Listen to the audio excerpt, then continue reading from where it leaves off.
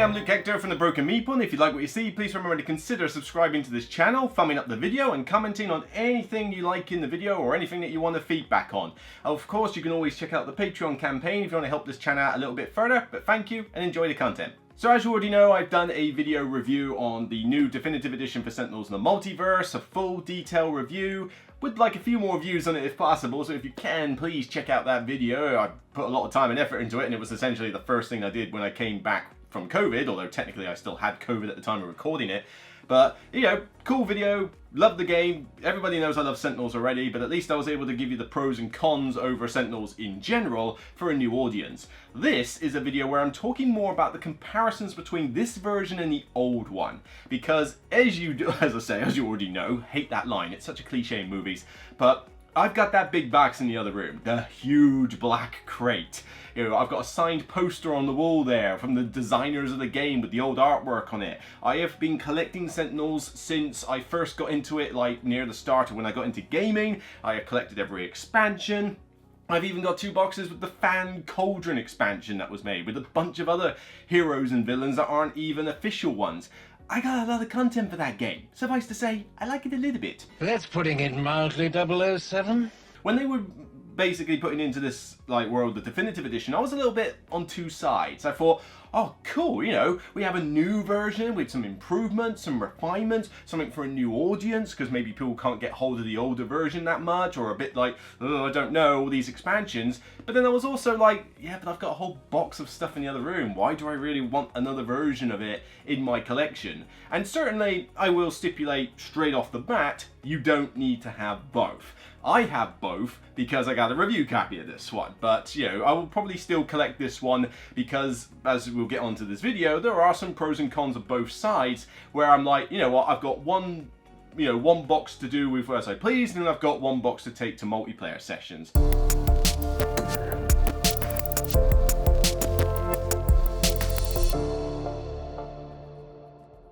This artwork is a hit and miss affair. I personally like it, but I do have a bit of a soft spot for the old one. The old one was very vibrant, very colourful. It looked like a comic book just coming off the pages. It looked like some kid had done it in his back, you know, like in class, done it in the back of his notebook or something. But it had some jerky edges, a few janky bits here and there. But all in all, I liked the artwork. Now, the artwork in this is still good. I mean, the stuff that they have on the rulebooks and that is all very good. It does flip and change between a couple of styles every now and again, because you've got this very, what I consider to be improved artwork, you know, this very vibrant, colourful artwork like on some of the cards, but then on top of that, you then get this sort of interesting muted artwork on like various cards and rulebooks where I'm like, that I like, but not as much. So there's some artwork I like better and some I don't like as much, but the artwork is still good. I still think it looks nice and it still like pops off the cards,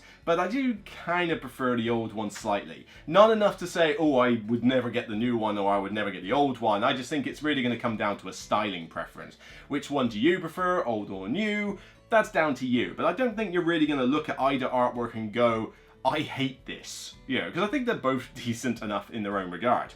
Where the real changes come in with this one, though, is more the graphic design and the way that it eases new players into this game, because one of the big problems that the old one had was that it had a lot of text on the cards, there was a lot of admin and bookkeeping, it was all over the place, you know, and I got used to it, but then I played the game enough. But for newcomers, there was a lot of stuff keying off everywhere at the start and end and during every phase of every turn of every character, and it's like, oh boy, there's a lot to keep going, especially with some of the harder villains, shall we say. But with this one, they're trying to make it a little bit easier and a little bit more user-friendly. So does it succeed? What did they change? Well, in this one, they really do go to town on getting the phases right. So as before, you've got the villain turn and then the hero's turn and the environment turn. That's not changed, and you still have the same turn sequence. Start, play, power, end. But what they have done is they've essentially got these this very bold, cartoony superhero text on all the cards that says start, play, power, end phase. So when you're scrolling through a bunch of cards, you can easily see quickly where the start powers are, where the end powers are. And this makes it a lot easier to trigger those effects when they go off. Now, there's still going to be a lot of them, so it's not like this game is now so simple that it's gateway level and a 5-year-old could pilot it. No, there's still a lot of effects keying off cards. There's still going to be a lot of little characters and items and minions and stuff like that all over the place with various effects. So there is still an admin and bookkeeping effect to this. Not as bad as it was before, but it's still there and it's still fairly prominent. So if that was a put off for you, this isn't necessarily going to fix that entirely. But definitely the graphic design is a lot better, because firstly that keyword thing is so good, because being able to sort of go, right, where's all the start powers are? Oh, there, and there. Sorted. You know, nice and quick. But what they've also done is this selection of keywords at the bottom here, where they've got things like collect, discover, reaction, salvage. Now, instead of having loads of text on a card to explain everything, they now just summarize it in a keyword, which cuts down the amount of text on the card. Now, you still need to actually read the book in order to know what the keywords do, but they're not particularly, they're not difficult to understand or remember. But also, it doesn't necessarily bold it on the card, which is a little bit of a negative, because I would have liked there to have been like big cartoony text for those keywords as well, or some other variant of it maybe. Maybe you might argue it would make the card a little bit too busy, but I think it would have been nice if they had done that. So that's a slight misstep. But cutting down the text on these cards is so much better. I mean, for example, you've got cards like I think the Wraith has one, Impromptu Invention, which has you like going through the deck, finding a bunch of items and then playing them and then being able to draw again. And on the old version, there's a lot more text on that card. But here you basically just say, discover one item card. You don't have to say, search through the top of your deck until you find an item card. Put that in play in front of you. It's like, no, it just says, discover one item. 3-4 words compared to a whole paragraph. That really helps the understanding of this game, because all you just need to know is the useful terms, and you can just keep this rulebook on the table as a nice reference aid, or failing that, I would put money that somebody will print reference aids on BGG and you can just print them off. I mean, if someone does, I'll probably grab them just to be on the safe side. But these keywords are not exactly that hard. I mean, just go a few of them here. So they clarify who an ally is. So they now stipulate that an ally is somebody friendly to you but not yourself. That was always a little bit contentious. But we got things like, well, discover. Reveal cards from the top of the deck until you reveal the indicated cards. Shuffle the other revealed cards into the deck. Play the cards in the order revealed. Now, that would normally be on the card itself in the old version. Just putting discover on it, though, so much easier. Here's another idea. Salvage. Search your trash for the indicated amount of the indicated cards and put them in your hand. Summon. Search the trash and deck for the indicated amount of the indicated cards. Play the cards found. If you search the deck, shuffle it. All this description to understand what the keyword does, but now it's just a keyword on a card. There's actually a new one in here as well that wasn't in the old game. Reaction. This didn't exist before. When a hero target would be dealt damage by a non-hero target, it may activate any reaction text on cards already in play that give that hero target a reaction.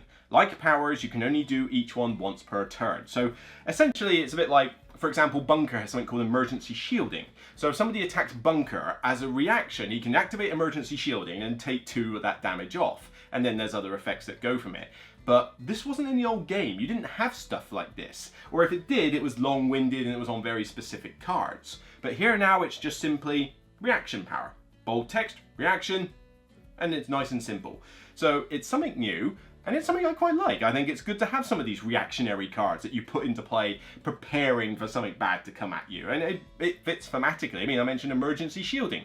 Perfect thematic tie-in. So definitely 1+1 there. And it's just things like that have just made this game a lot easier to teach.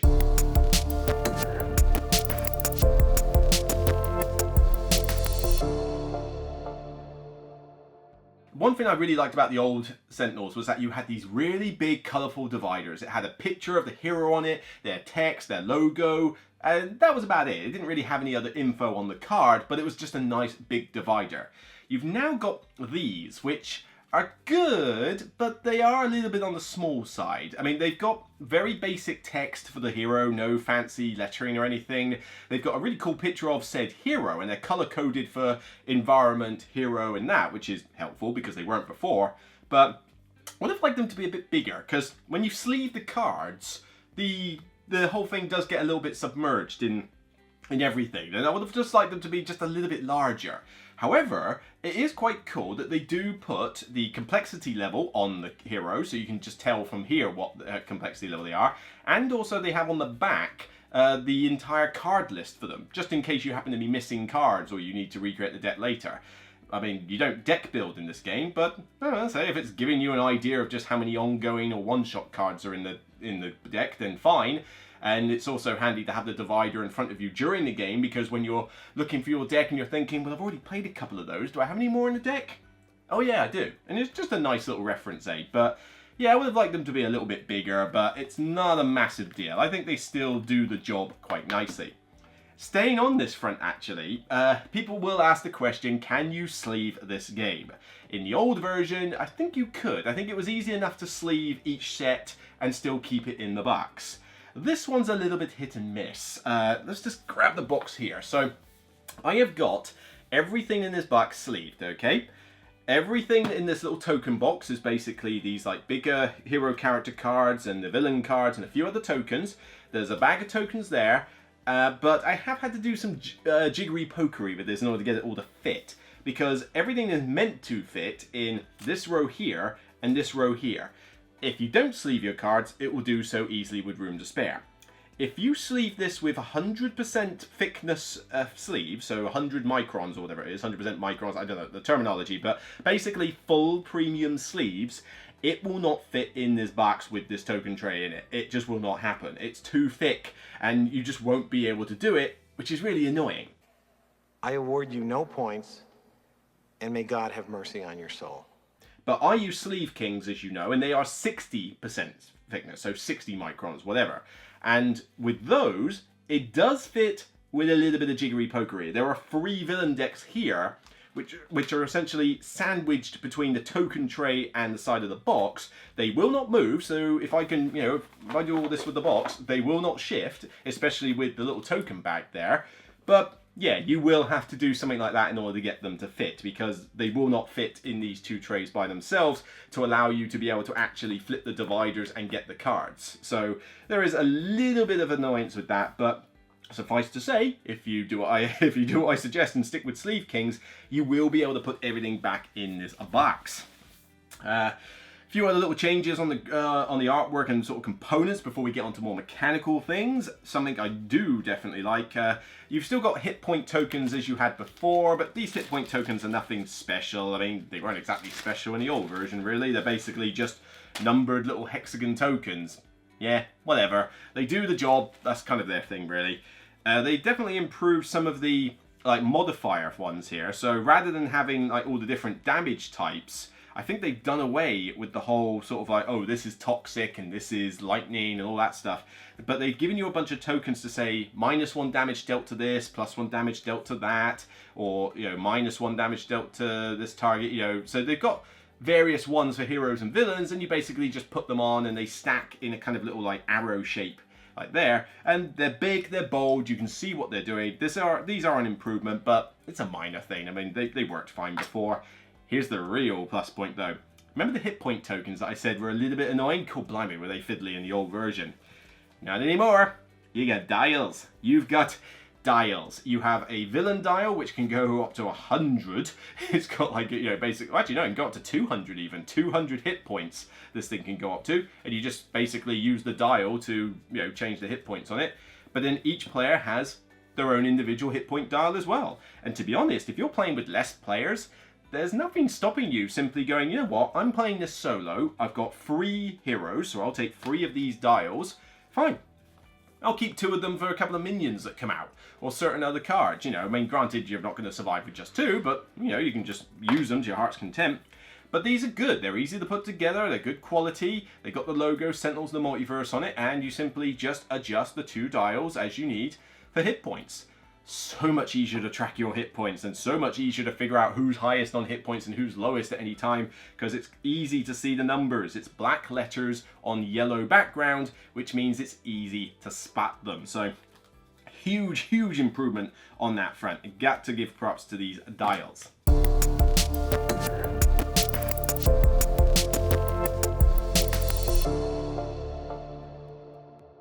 So let's talk about player scaling. Player scaling is kind of the same issue it had before. The previous, although not as bad, the previous one had the system where the symbol H was used to denote player count. So if something said it did H for damage to you, it did player count damage. So if there was 4 of you playing, it did 4 damage. And this was on a lot of the villain and environment cards. This is still the case for this one. They use that exact same terminology. Because what happened before was that it tended to be mostly balanced at 4 players. If you played it solo and played with 4 players, 4 characters, you were set. But I tend to play with 3. But if you played 2-player game, you played 2 characters each. That hasn't changed. But then you had 3, 4, and 5.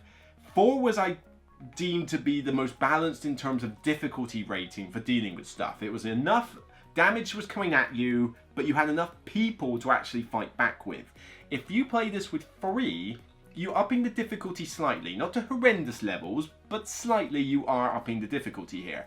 And yeah, good luck if you try and play this with only 2 heroes. Good luck. But then if you play with 5, you're kind of making it slightly more easy mode. Yeah, there's a lot of you to be able to fight back with. Yes, there's a little bit of extra damage going your way, but it's spread around 5 people, not 4. And so, you know, the benefit of having an extra player outweighs the extra little bit of damage that comes back.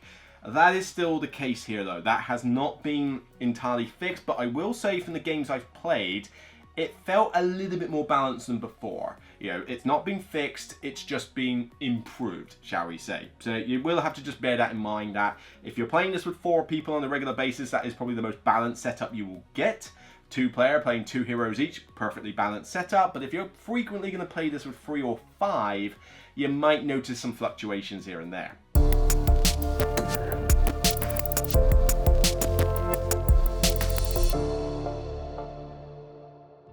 In terms of content in the box, this one definitely has a lot more than the previous one did. Yeah, well, not tons more, but it certainly has more. The previous one, I believe, had 8 heroes, 4 environments, and 4 villains. So it kept it fairly, you know, decent amount of variety, but not tons.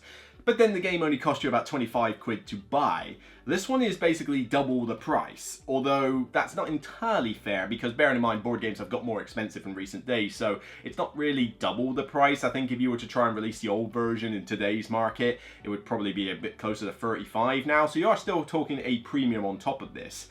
But with these changes and these component upgrades and the extra content, I say it's worth it and then some.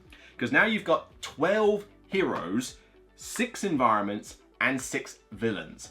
That's a lot of extra content in this box. So where do they get these extras from? Well, they've basically brought them forward from other expansions, particularly those like little self-pack ones or like the small box expansions. They've definitely sort of hired a few from those ones, probably because they want to focus more on the big box expansions. See the Rook City Renegade Kickstarter on at the moment, possibly at the time you watch this video. But they still have the original ones that were in the original game. So the original people like Baron Blade, Omnitron, Citizen Dawn, and Grand Warlord Vontros? What's his name again? How have I forgotten his name? Grand Warlord Voss. They are still in here. Same with the original 8 heroes and same with those original environments. They've just basically brought on a few extra. So you've still got Wraith, Bunker, Tachyon, Absolute Zero, Legacy, Tempest, Ra, and Fanatic, like the old game did, except they've also thrown in, where is she? Unity and Captain Cosmic. And they've also, I believe, thrown in, oh yes, they've also got Hacker as well, but they've also now thrown in the Argent Adept. The Argent Adept, remember that guy who plays instruments and has the harmony and performance stuff there, that quite tricksy one? Yeah, he's in the base box. That was an unexpected change, I gotta admit. Captain Cosmic, the character who's a bit like Green Lantern, he creates all these weird sort of like celestial constructs out of his mind or whatever, and they can attach on the characters and do cool stuff. He's in here. And then of course you've also got Unity, who makes all those drones that are really cool. So this one basically throws in some new stuff while retaining some of like the old cool things. In terms of the villains, you've now also got Akash Buta, who turned up in an expansion, the sort of basically Groot gone mad, as I would call it, and the Matriarch. Remember the Matriarch in one of the expansions? That level 4 difficulty, birds of, you know, flock of birds character? Oh my god, was she tough. Well, she's in here as well. And the environments, I think one of the new ones you've got in here, Freedom Tower makes her appearance in this base set, as does Magmario, which I don't believe was in the base set before. So yeah, there's some additional stuff which is not new. It's not that they've brought new content, like new characters you've not seen before. Tune into the Renegade City Kickstarter for that one. But they just basically added more stuff from other expansions into this to give way too much variety for your own good. And it doesn't stop there, because they've also added variant heroes. So previously you could get like different hero variants from certain expansions and certain promo packs. Well, here, every single one of the heroes in here has a variant card. So you basically, for example, here I've got Legacy's one here. So I could play Legacy, normal Legacy, who functions basically like he did before. He buffs the damage of his allies. Or I could instead play this Justice Comics variant of Legacy, which allows me to basically say, right, instead of buffing your damage, I now say you take less damage as allies. You know, subtle little changes there, but it gives you some new artwork. It gives you the comic strip, like covers and that, like you see on the magazine, which is, you know, really cool and thematic. But it just means that you've now basically got 12 heroes with 12 variants.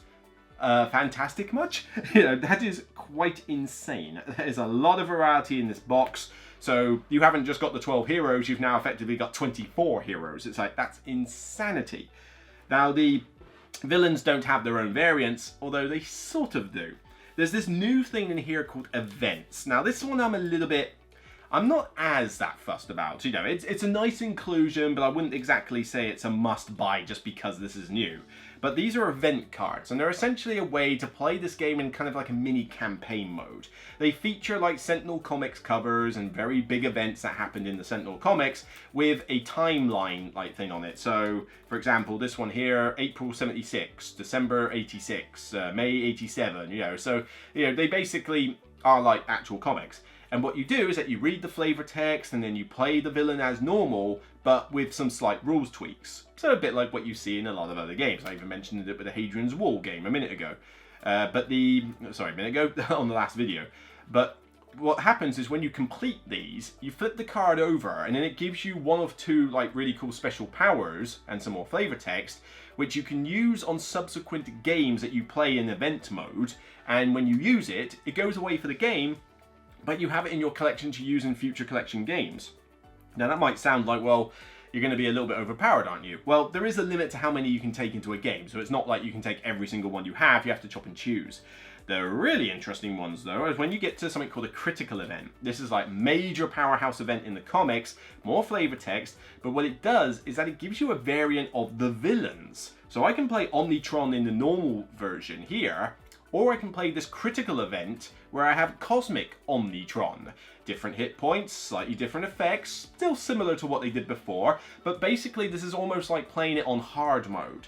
So you already had normal mode and you had advanced mode. This is kind of in between the two, maybe it's on par with advanced, but basically it just introduces a slightly more challenging villain that you gotta think a little bit more to get around. These are really cool though. I like these critical events because, I mean, I'm not that interested in playing this in campaign mode, let's be perfectly honest here. But being able to basically go, you know what, I fancy a change of a villain. You know what, I'm just going to pick a couple of these collection cards at random, you know, a collection limit, shall we say, and then I'm going to fight against this guy and just have another game with a slightly different villain. You don't have to play this in weird campaign mode, but, you know, it just gives you a bit more variety in the box. As I say, this game is really overflowing with variety. Can't knock good stuff like that.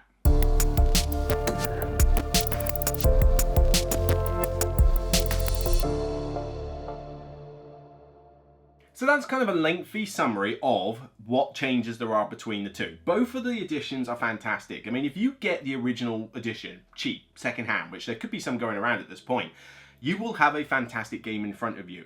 It may take a little bit longer to sort of get your head around a few of the text and like keep up with the ambient and bookkeeping, but it will still be a really solid game, despite maybe a couple of heroes in the past like Bunker and that not being quite as cool to use.